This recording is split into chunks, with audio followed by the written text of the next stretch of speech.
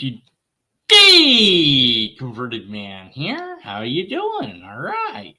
So, theistic debate challenge getting to the bottom of the theist versus atheist controversy by Mission Millennia Z Alphas. This is his response when I asked for proof was to give me a link to his debate challenge. It's not that's not proof of jeez. Anyway, so he's basically saying that it would be a formal debate, that there's an introduction, and in real life it would be a 1 minute person debate. Just to introduce yourself. I don't need a minute to introduce myself. So I'm Deconverted Man. There you go. That's my intro. And then he says, well, if you could scroll up here and get it up here. Affirmative speech, 20 minutes. Okay. And then, then another 10-minute exchange, 5 minutes, and then a question and answer if done in live format. And then that's it. So pretty reasonable. I'd be willing to do that with him live on my channel. So if he wants to do that, we could do that live. He then, I guess, presents his argument as the debate, as his opening. So I don't know that it's going to take me 10 minutes or what it is, the argument, what the question of the debate is. Are we trying to figure out if there is or isn't a God? I mean, is it theist versus atheist? That's not really enough for me to go on. He seems to believe in the Judeo-Christian God. So would it be that is the Judeo-Christian God real outside of the brain? I mean, what would be the question that we'd be debating? I don't know.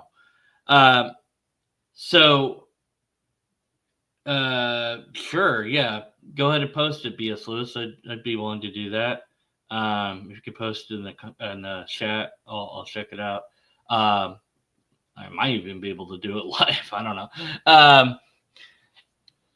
Let's see. So, what would my debate be? Well, depending on what we're going to actually be debating, if we're debating about the existence of God or something like that, I would just, I wouldn't necessarily take the position that there is no God, but it depends what God is. So I'd probably formulate an argument about God being vague and that the word God isn't well defined, and because of that, we don't even know what God is. So how can we believe in something that's not well defined? Or if we're going to go after a particular God, then I'd shape the argument around that. I've formulated a couple different arguments against salvation, that since believers in theism cannot offer a guarantee to salvation, then belief in God is irrelevant. Believers can't offer a guarantee to salvation, therefore belief in God is irrelevant. So that argument renders belief in God simply irrelevant, whether there is or isn't a God, because I'm saying that salvation is the most important thing. Believing in God, who cares? If you can't be saved by that belief, what does it matter? So that would be an argument that I could make. But again, wrench. I don't know how to do that. You'll write it short. Or you can email it to me. That could work. Email.com. Just email me the thing and I'll check it out, BS. All right. So at any rate, I don't really know what it is we'd be arguing. So it's hard for me to figure out that. But what I will do instead, since it's kind of, this is his argument, I guess, is look over this and see what it is. Out in the community and so forth. And the local newspaper picked up on that friendly aspect of it, Christian Muslim leaders have friendly disagreement. And Okay, so that's that's me. not his argument. He's just saying, "Hey, I was in the paper." Okay, I'll skip. Does he have the argument in this video, or? Okay, so I guess this is his actual debate.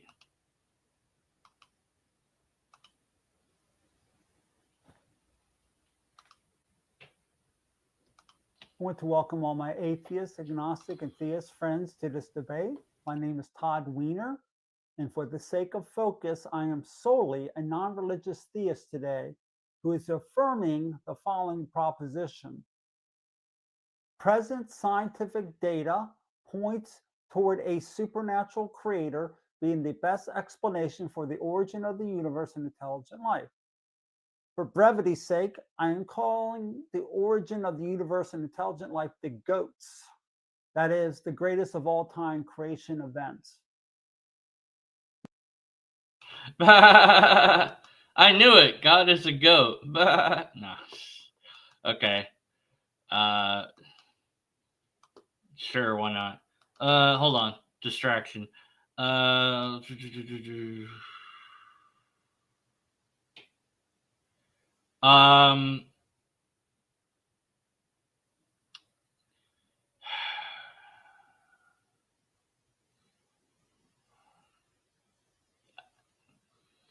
It kind of works. There might be a problem of formatting. Um, it feels like it's affirming the consequent, but I'm not sure that it's doing that. I'd have to actually trace it out to see if it's doing that or not.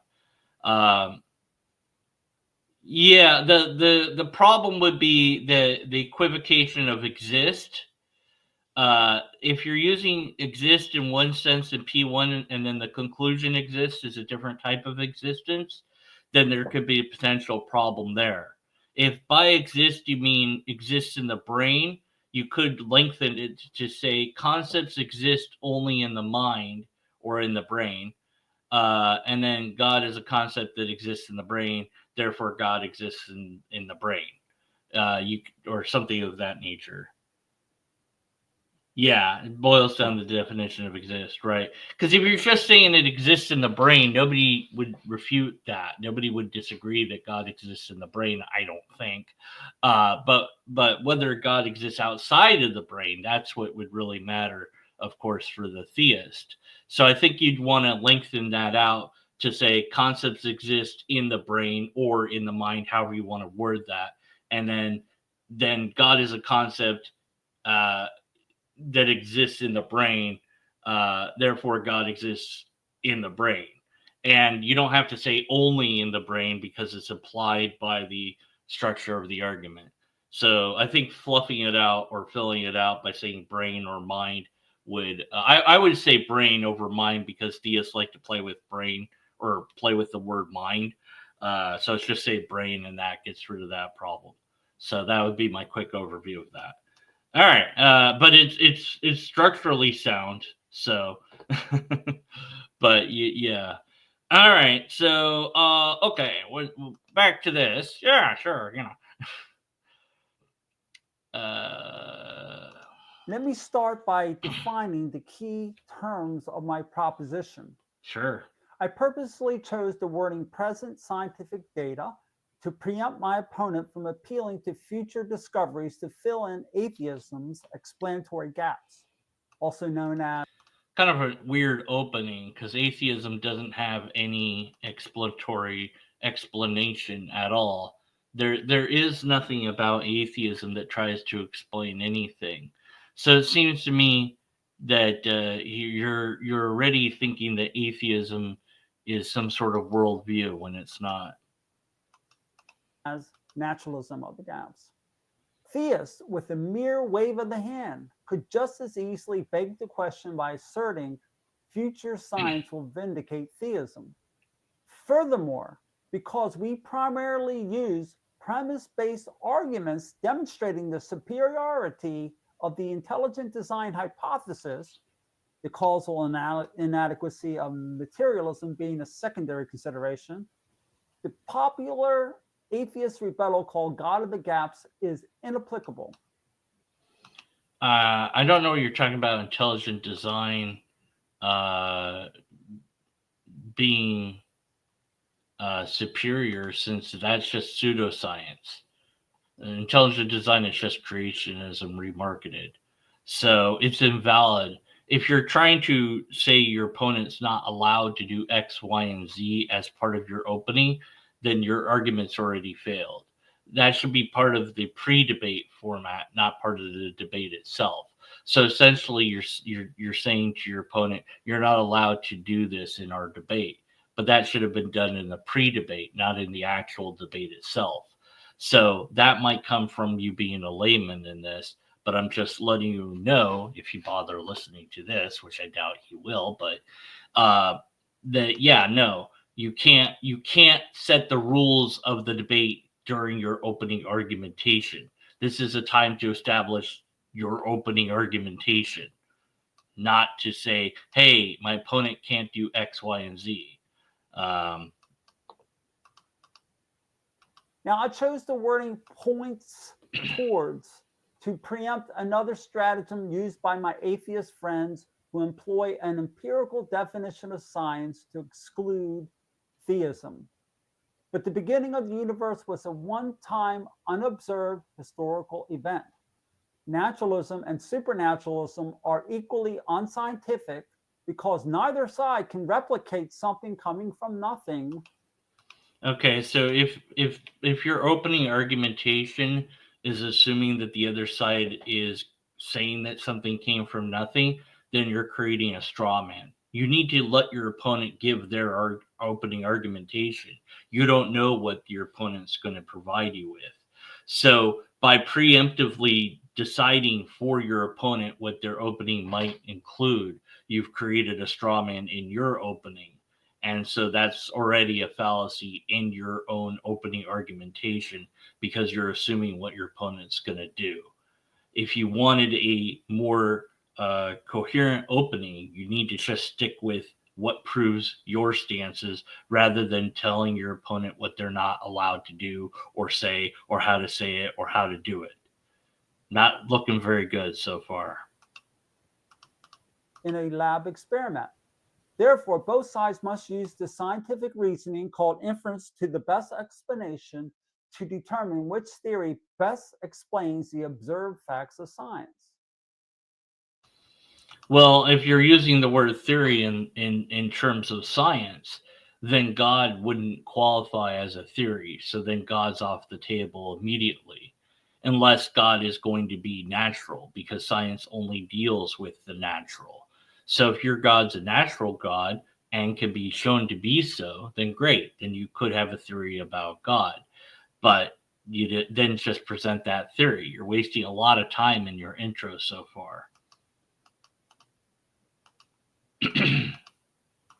Finally, regarding the term supernatural creator, tragically, many atheists frame the origins debate as an absurd, false dilemma choice by arguing it's either atheism or the infamous flying spaghetti monster or Santa Claus or Zeus, etc.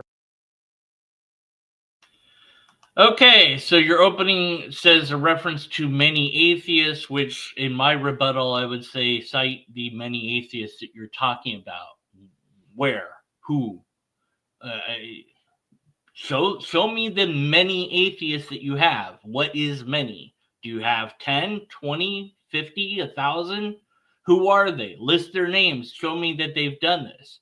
So what you've done is set up another thing for me to easily knock down in my rebuttal because you haven't proven that this point is true. And even if you could prove that point is true, it's completely irrelevant. What matters is not what other atheists have said in the past or present, but what we are going to say in our debate. That's all that matters, is the debate at hand. So even if you reference deconverted man and what I've said in the past, that also wouldn't matter for the debate that we would be having now. So that's not a good strategy to employ. because it's easy to show that it's false. It's easy to show that you're just making up stuff. And if you're making up that, which obviously you are, I don't know what many atheists you're talking about framing it that it's either atheism or the flying spaghetti monster. I have no idea what you're referencing or talking about. So that would be an irrelevancy. I'm not really keeping track of how many fallacies you've had in your opening so far, but already it seems like you've done straw man and you've done an irrelevancy. That's not really good. And then the malformation of your debate where you're trying to tell your opponent what they're allowed to do or what they're not allowed to do is more of an indication that you just don't understand formal argumentation than anything else. So your argument is basically falling apart at the very foundational level. You want a serious argumentation, that's great, but you don't seem to know what you're doing. So how are we supposed to actually have a debate then? These straw man and diversionary tactics are deplorable, leading the unwary public to reject theism outright by misrepresenting our stance that the God responsible for creation is a past, eternal, unabiding mind. Okay, well, that's your supposition to support. You want to show that there is a God that has the following attributes X, Y, and Z. That's your burden to uphold during your opening argumentation. So, where's the syllogism that leads to God having the attribute X, Y, and Z? In this case, an unbodied eternal mind.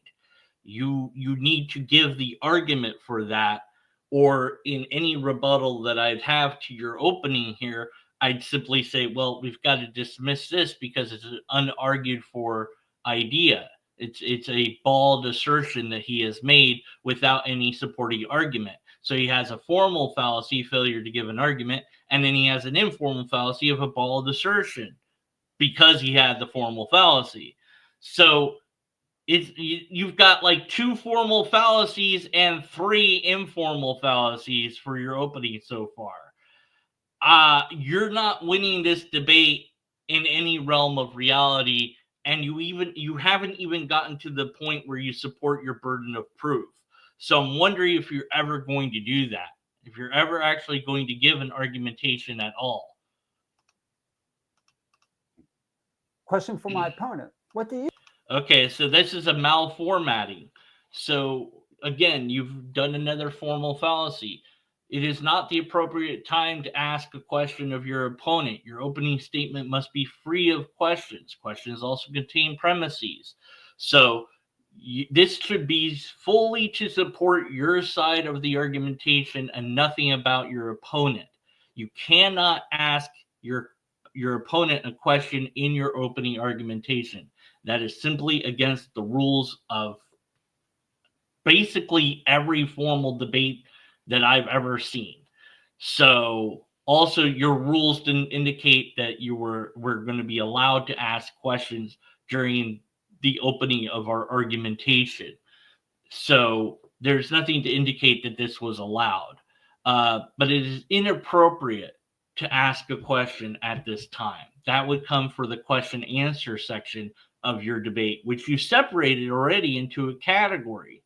So this question is irrelevant, and I wouldn't even answer it in my rebuttal. I'd say he asked a question, but it's irrelevant, and it's a formal fallacy for him to do that. So now you're at 3 formal fallacies, which any logician would just say, forget it, man. You can't even make your argument in the right way. We're not even going to bother to analyze for logical fallacies when you can't even structure your argument correctly, which is what I'm telling you. There's no reason for me to keep going other than to keep pointing out the additional logical fallacies that you have, which I'm going to do because I find it fun to do. But basically, you have 3 informal or 4 informal fallacies and like 3 formal fallacies. It's not, dude, you're not doing good. You're really doing badly here. So I don't know. You say is responsible for creation. Will he answer with atheist Lawrence Krauss's? Okay, so also your question is loaded because it preassumes creation by asking it, what do you say is responsible for creation? I don't say anything because I don't believe in creation, would be my response. But I'd also say I object to the question because it's a loaded question, even if you had asked this question at the appropriate time, which it's not. So there's no reason for me to even respond to this question. But it's another logical fallacy. So, loaded question. Because nothing was unstable equivocation? Or will he deify the impotent word evolution as Richard Dawkins and others do? Or will he say, as did Stephen Hawking, that the universe created itself out of nothing because of the law of gravity, illogically implying something can exist before it existed? By the way, laws are descriptors, not causal entities. Your malformed question that you're supposedly asking to your opponent is misguided, misplaced, and just irrelevant. So there's no reason to answer it. But it is loaded, and everything that you add to it just reoccurs the same fallacy of a loaded question. So each time there's a question mark here, that's another logical fallacy of loaded question. 1, 2, 3, 4, 5. So congratulations, you have 5 more fallacies on top of what you already had. Do you think that I'd have to ask you at this point, Millennial Z Alpha, do you think that this argument's going well for you, considering that you have it like you have, let's see, straw man, bald assertion, and plus 5 uh, loaded questions? So yeah, 7 fallacies plus 3 formal fallacies. How do you think you're doing so well there, buddy? I don't think you're doing that great. I don't even need to rebuttal any of this. It falls apart on mere examination.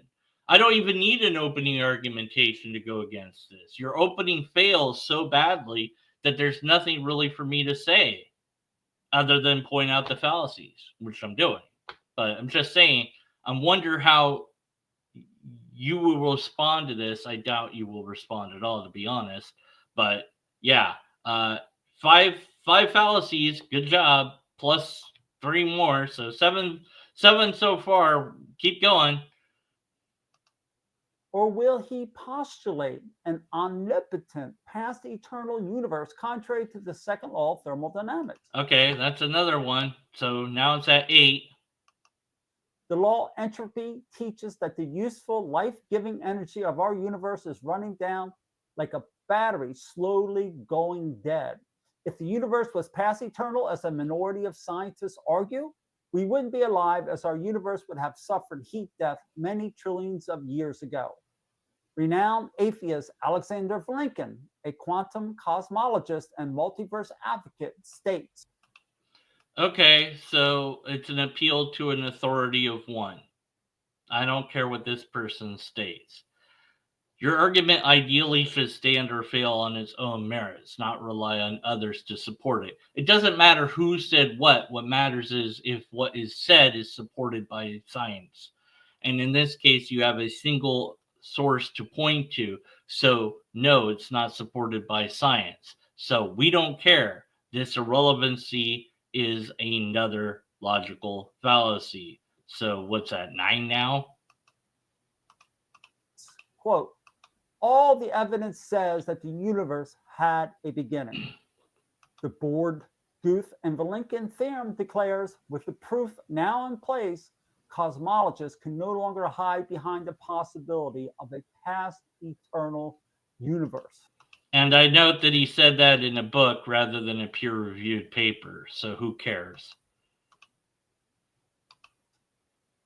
Okay, now here are my 3 arguments for God's existence. I'm pretty sure this is long. Oh, right. You have 20 minutes to debate. So all of that was just wasted time where you committed logical fallacies galore. So now we're into the actual argumentation. Took long enough. You're allowed three. Well, I guess if you have 20 minutes, you can have however many you want that you can fit in that time frame. I would ask for a single argument for God's existence, where you define what God is coherently and then tell us how you know anything about God. But you're not going to do that. Let me guess before you even present it. Let me just guess what his arguments are going to be: the Kalam cosmological argument, the moral argument, and fine tuning. The nothing, number one, the nothing disproves naturalism argument for God's existence.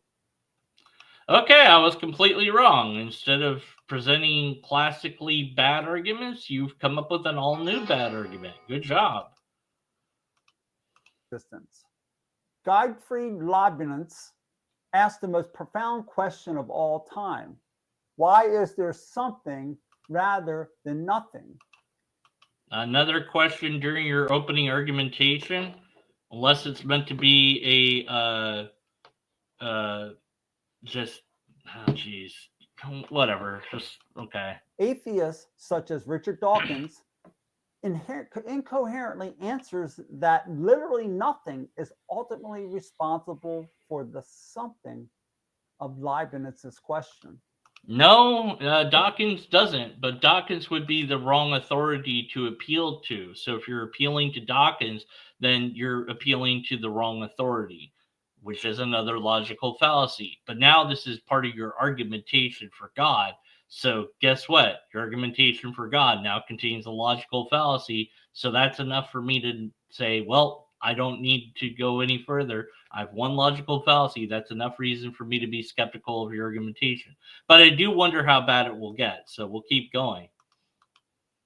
Quote, the fact that life evolved out of nearly nothing, some 10 billion years after the universe evolved out of literally nothing, is a fact so staggering I would be mad to attempt words to do it justice.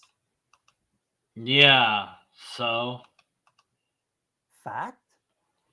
It's axiomatic that non-existence, by definition, can't evolve into or produce something because there's not anything there to do so. okay, it's irrelevant. Carl Sagan said extraordinary claims require extraordinary evidence. Another quote from somebody else. Man, your argument's not doing good. I'm just waiting for the premises here. This is all the prelude to the premises. The bare assertion, pun intended, that non-existence ultimately fathered the existence of everything, starting. Yeah, and like I said, I don't hold that view, and none of the atheists that I know hold that view. Have a video where we all say, I don't believe the universe came from nothing. Now, I hope that one day there are more atheists that make videos like that, with even more atheists saying that they don't believe the universe came from nothing, because this is such a common thing that theists keep pushing out as if it's true when it isn't. That's not our position. We don't know how, when, why, where the universe came from, or even if it did come from anything at all. I have no idea. That's a cosmologist's job to figure out, not mine. I make no claims regarding the origins or evolution of the universe or anything else scientific for that matter. I don't propose an origin for all of humanity or reality itself. That's a theistic thing to do, not a non-theist thing. I don't know. That's it. That's my position. I don't know why / where, how universe is. I just know that it is. And I don't need to know what the answer is to know what the answer is not your version of God, which you have yet to define or show that even is a thing in the first place. But it's not the answer, that's for sure. With a fantastically finely tuned universe is so extraordinary, it smacks of an impersonal and incoherent supernaturalism that is far beyond the ability of observed natural processes. At least God, by Whatever. definition, is not explanatorily bankrupt, being an entity possessing the necessary attributes, for example, power, creativity, etc., sufficient to produce the effects of sophisticated structures like the goats. Like the goat. I got to do my opening argument based on lobster meaning some sort of thing or something. Then, if he's going to have this thing in there of goat, it's not my position. So your argument's one giant straw man. Then, I guess. So my opening, knowing your opening, which is really weird because usually when you do a debate, you don't know what your opponent's opening is going to be, so you have to make your own opening separate from it. And I would, even though I know your opening, I would still make my opening as if I didn't know your opening. But my rebuttal to your opening, which is what I'm talking about here in this video, would just annihilate you by pointing out all the fallacies you've committed. 3 formal fallacies, the 8 informal fallacies now that you're at, and then this is one giant straw man fallacy. And I guess I could count every sentence that you utter as another straw man fallacy. And because I'm pretty petty, I would. So my rebuttal would just be like, well, he said straw man thing once, twice, 3, 4, 5, just count how many things you said as straw man fallacy and just be like, well, okay, let's see if you can fix your argument. And that's all I have to do. I'm done. I don't even have to support my side at that point. All I have to do is point out that you have fallacies and tell you to fix your argument because it's so broken. Wow, man. You need to learn informal logic. That's all I can say. Challenge. Can you name one creative attribute or potentiality of non-existence responsible for the existence of the goats? If not, this debate is over based on this one head-to-head explanatory power comparison alone. You can't just declare a debate over in your opening argumentation. This debate is over if you propose a non-physical entity as being able to do anything. Okay, I guess the debate's over then. You can't just do that. That's another formal fallacy. I don't even know what the name of it would be offhand. Let me think here. Malformatting? Declaring early victory, I suppose. I'm not really sure what the name would be of this formal fallacy offhand, to be honest. But yeah, this is you can't just say that the debate is over if X condition is true. That would again have to be malformatting would have to be the formal fallacy, I think, of this one. The proper place to say when the debate would be over is in the pre-agreement to how the debate is set up. That if either side does X, Y, and Z, the debate will be declared over, and due to that, that person will have lost the debate and have to acknowledge the loss. Now, in my system, I'd have a points system set up that whoever had more logical fallacies would be declared the loser and have to admit that they lost, and whoever had the least amount of fallacies would also lose, but win over their opponent because they had less. But if one person had no logical fallacies, then that person would be declared the winner of the debate. But here, you, instead of setting this as a precondition for how the debate will unfold, you included it in your opening argumentation, creating a fallacy, a formal fallacy of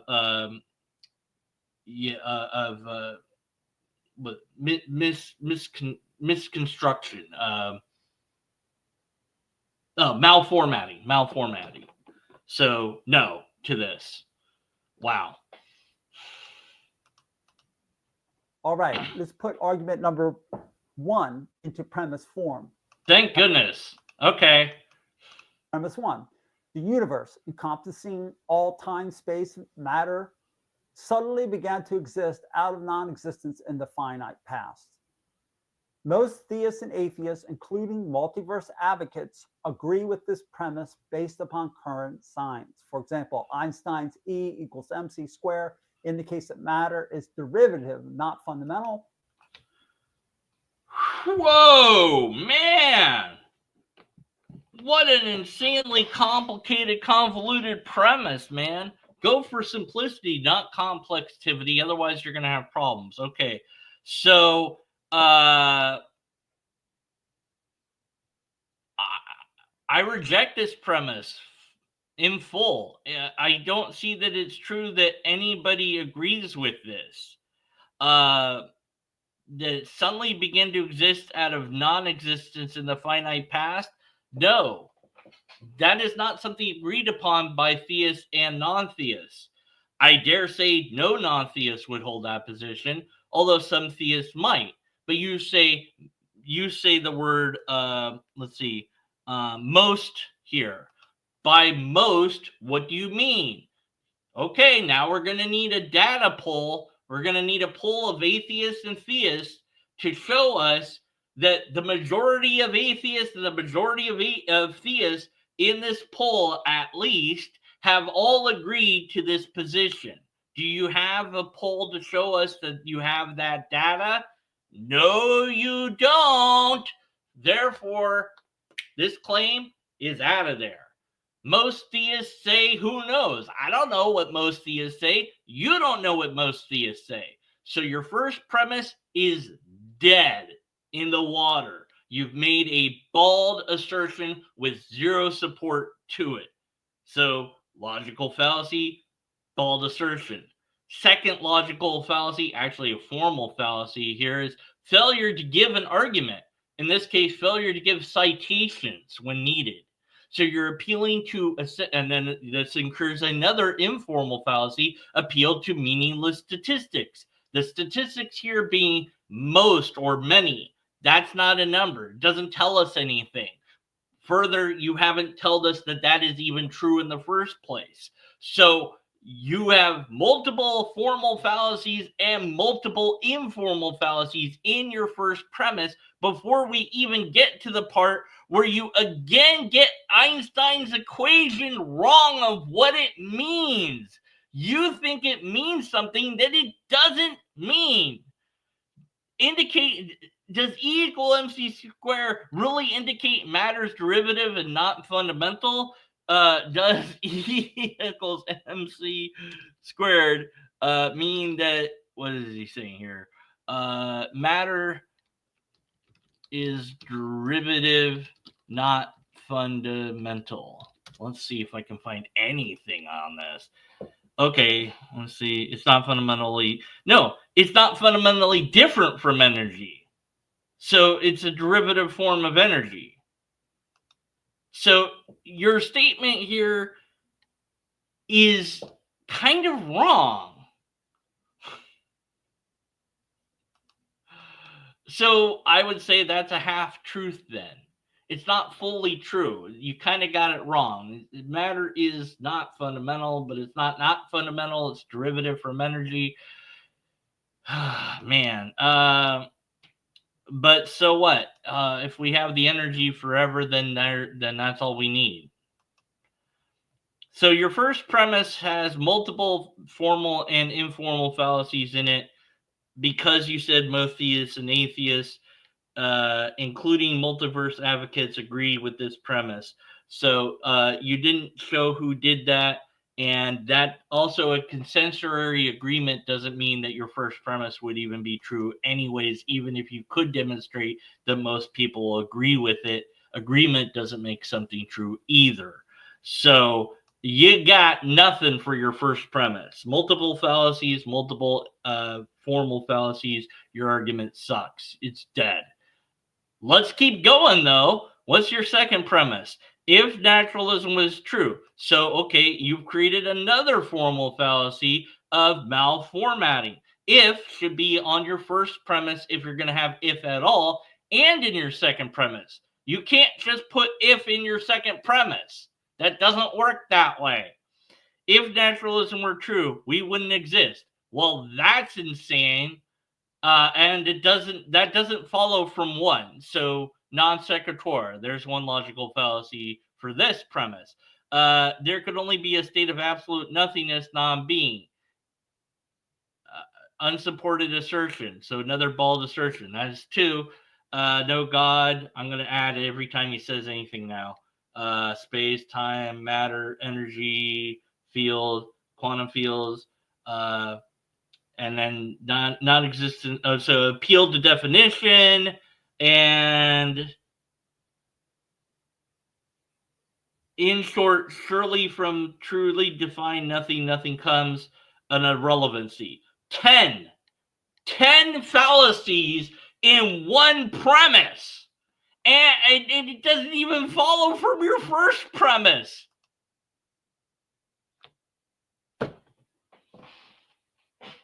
Whew. Wow, I've not seen such a bad argument since I analyzed Side 10 Bergengate versus Matt Dillahunty. He stacked up 200 fallacies, but man, you're giving him for a run for his money with 10 in one single premise. And a formal fallacy on top of it. Just no. This isn't how you argue stuff. This isn't how logic functions. This doesn't work at all. It's so malformed, so broken.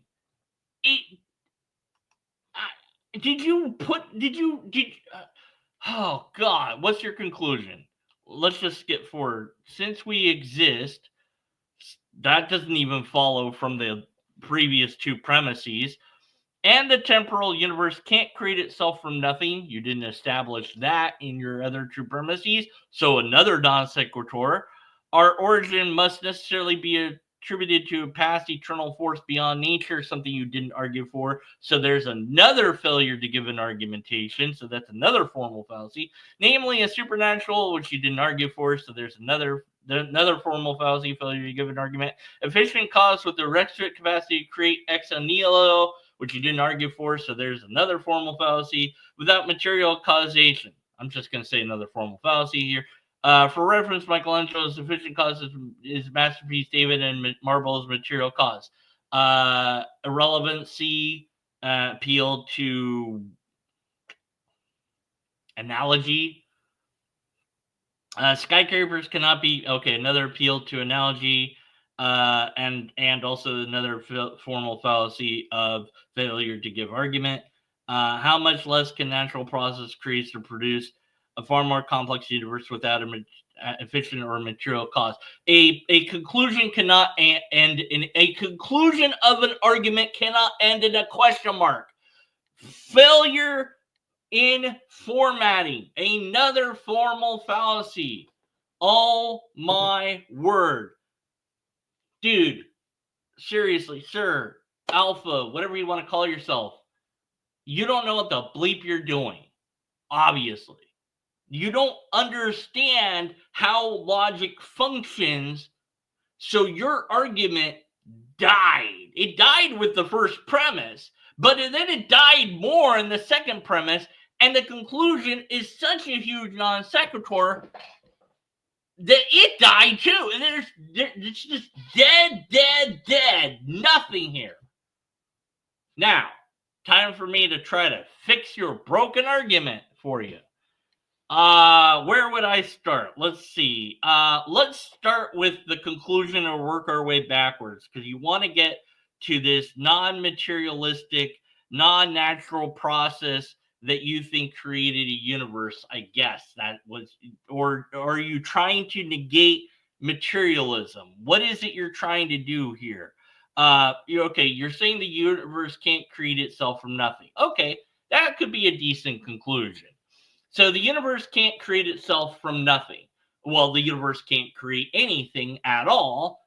Well, no, that's not true. The universe creates everything, but it can't create itself. So your first premise should be something like that creating something creating itself is never been observed, and then you could say the universe didn't, the universe is said to have created itself, and then that fails. Something like that. You could go for that. Although that'd just be one argumentation that you would then need to establish more argumentations to even get to the point where you get to God somehow at some point. But this, I can't really fix it. It's too broken. So it's not an argument. It's not an argument. It's just not an argument.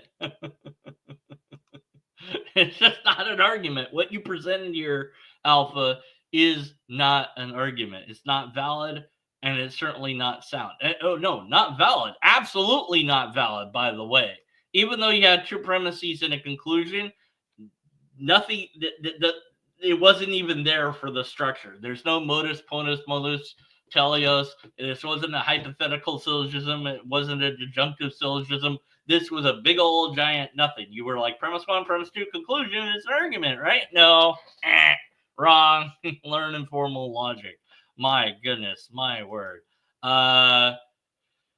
So I'm done. I don't need to look at your second argument or your third argument. I mean, I could. I'm sure they're going to be just as broken as this one. I don't know how you can possibly hope to recover from something so bad. To be honest with you, if this is your proof for your other video that I already responded to, then your proof has failed utterly. And all I can tell you is you don't know informal logic. You clearly need to understand informal logic in order to even hope to construct an argument in the first place. And you're going to need to learn about science and logic and philosophy if you want to do what you're trying to do.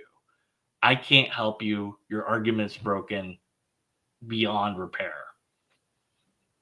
That's it. I mean, I could keep listening, but I don't want to keep going for on and on and on. I just guess I'll comment. This is so broken. There are so many fallacies, both formal and informal, in your argument that it's just broken. See my video. Just wow. Whether or not that comment will stick or not, who knows? Nope, it didn't. Of course not. Stupid thing. Oh no, it did. Okay, maybe it will stay. All right. That's all I've got for him. Alpha, you can tune out now. Let me see if chat said anything I need to interact with.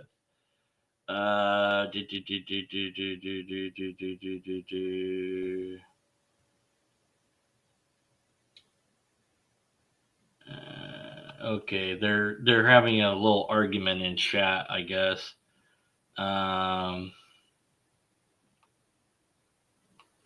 Let's see. Where does this start?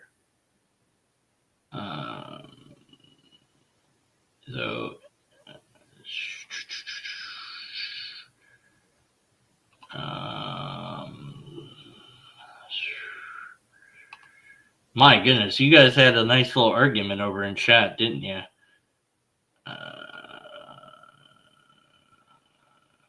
Yeah. E equals MC squared must mean that God really exists and needs a creation. LOL. Yeah, it is pretty. So his statement of, I had to check because he was kind of right about what A equals mc squared was referring to, but also kind of wrong. And I'm not going to pretend that I understand Einstein stuff, but energy is mass times the speed of light squared. So yeah, so mass is a derivative of energy. So all we need is energy, and at the singularity, all there is energy. And the idea that could be there for all time. In fact, there isn't time before time began. But the idea that energy was all there was indefinitely, that's not logically impossible. or scientifically impossible. If the law energy can either be created or destroyed is absolutely true in all aspects of reality forever, then that energy always was and never wasn't. So there was always energy. There wasn't ever a time when there wasn't energy, and then the T1 point happened and time as we know it began, and it began expanding. Now, why, how that happened, don't know. Maybe that's when God accidentally knocked against the energy that was there. He was like stretching his elbows or something, and he poked, the side of the energy ball with his elbow, and he was like, oopsie, and I don't know, or maybe that energy is God, but then that would make the universe God. So I don't know. But it never was nothing, because nothing isn't. That is one way to look at it. Or if you want to say, well, there was nothing before there was energy, but say, well, that doesn't really make sense. Well, it doesn't have to make sense, because if you have a true nothing, you have no logic either. So it doesn't matter, because you don't have any rules anyways, because a rule would then not be nothing, it would be something. So, but nobody really says nothing makes it. It's always something. They're always like quantum fluctuation, gravity, whatever. And so if you just have energy there and you're like, well, why is there energy there? It's like, well, gravity makes that a thing. Well, why is there gravity there? That's just the way it is. And the way it's always been. Well, why? Because you're left with something where you go, we've run out of explanation.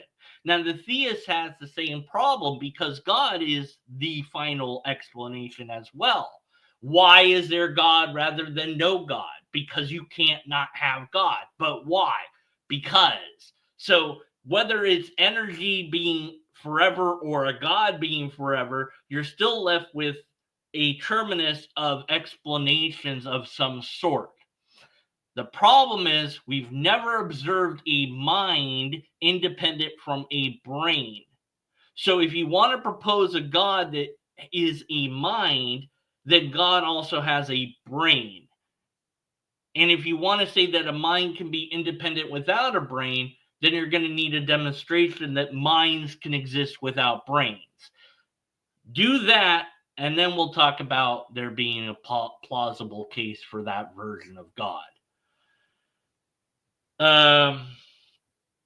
So the fact that there's order and consistency in the universe suggests intelligent design. No, it doesn't suggest anything. And what order are you referring to? Is a black hole orderly? Is a supernova orderly? Or asteroids and meteorites orderly? What do you mean by order? Because it seems like there's a bunch of random rocks flying around. Now, gravity creates some order out of that chaos, but gravity isn't a God, is it? I don't know. Maybe it is. You could call gravity God if you wanted to, I suppose. But gravity is an impersonal force. So if ultimately all of reality requires gravity to become real, then there you go. Gravity is God. Good job. You don't need God then. Depending on what you mean by God. And that's the problem. Intelligent, you don't need intelligent anything to get order from chaos. So, sorry.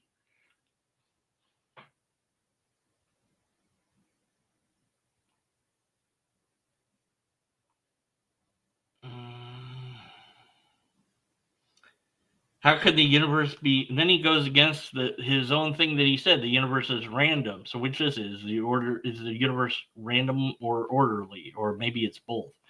How can you expect outcomes given certain circumstances?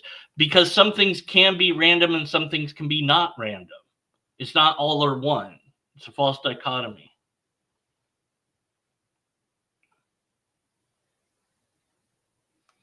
Atheism is bullshit. Each have their own ideology and inconsistent within themselves. Atheism is simply a statement of not believing in God. That's it.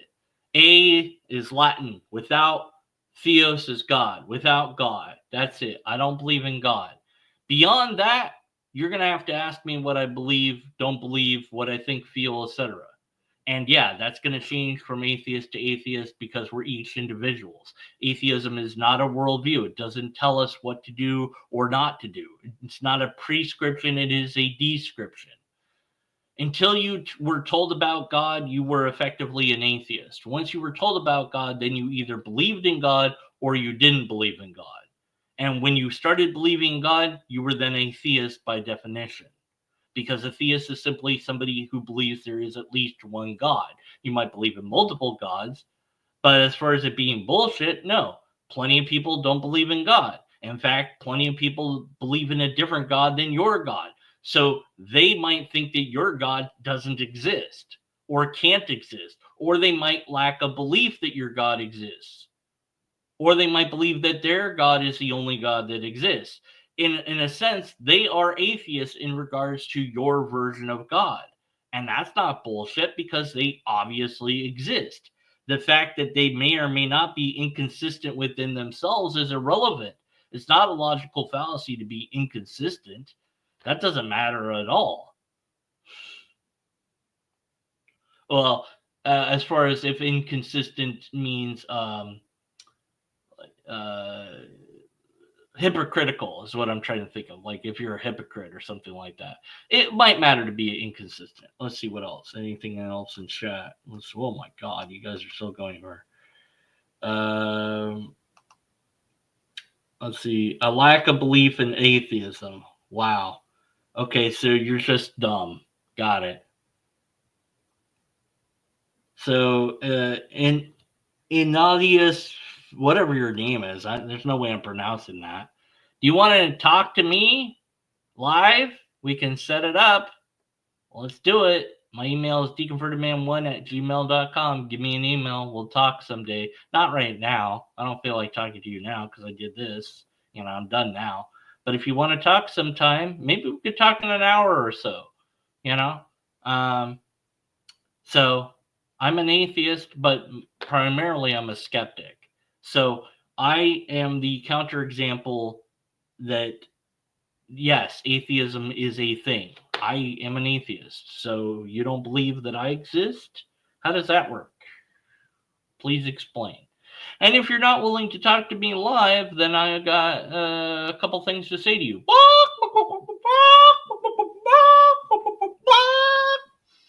Anyways, that's it. I'm done with this for now. Email me. It's very simple. Prove that you're not a synth. Prove I am one. That's your burden to prove. I never claimed that I wasn't one. Learn how logic works before emailing me, maybe, because you don't want to be owned live. Trust me, it's not going to be good for you. Chris, you can email me, whatever. We'll set up a time and day to do it. Might not be today, though. All right, guys, girls, robots, etc. that are watching, thanks for doing so and interacting with the comments, hopefully on the video itself, because your chat doesn't count for YouTube. It matters to me, but not to YouTube. So if you wouldn't mind, post a comment of any sort on this video, and that will help the algorithm to know that I exist. And that will get me some more views and stuff like that. So I can get more interaction, so I can produce more content. Until next time, be skeptical. And after that, stay skeptical.